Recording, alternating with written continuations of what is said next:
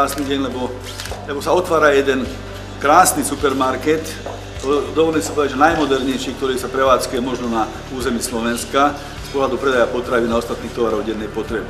Dnešný deň je naozaj výnimočný. Pred 1,5 rokom sme mali výročnú schôdzu jednotári, vtedy sme vymámili od pána predsedu prísľub, že by sme sa mohli pustiť do Palárikovského nákupného strediska.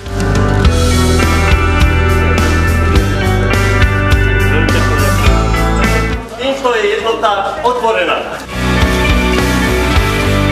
Pán predseda, stojíme tu v Palárikove v prekrásne vynovenej jednote. Áno, teší nás to veľmi a dúfam, že aj občanov a obyvateľov Palárikova, lebo sme vytvorili jednu perfektnú možnosť nakupovania. Dovolím si povedať, že sme vytvorili takú najmodernejšiu prevádzkovú jednotku a nie len prevádzkovanie koobjednuté Nové Zámky, ale vôbec, dovolím si povedať, nakoľko tak sme k tomu od začiatku aj pristupovali, že tu vytvoríme jeden supermarket na vyššej úrovni a vyššie zaradený. Je to supermarket jednotka tým pádom, kde sme navýšili počet tovarových položiek zhruba na 8 000, čo dáva obrovskú možnosť výberu a ponuky, samozrejme, a dúfam, že to osloví aj zákazníkov.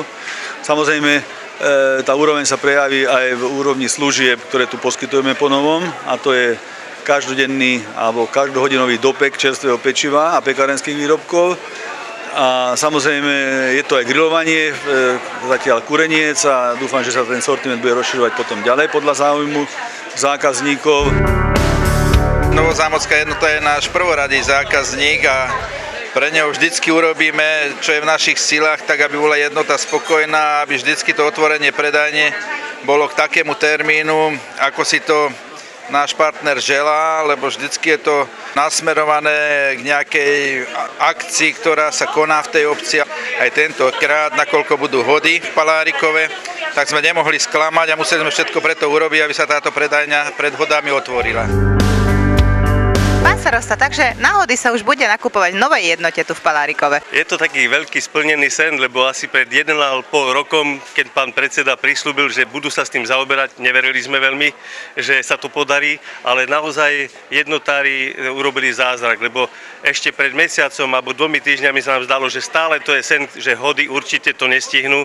Skutočnosť je taká, že dnes sme s veľkou radosťou otvorili, prestrihli pásku a myslím, že občania Palárikova sa majú na čo tešiť. Takže my sme veľmi vďační KOB jednote za to, že tento zázrak naplnili v náš prospech.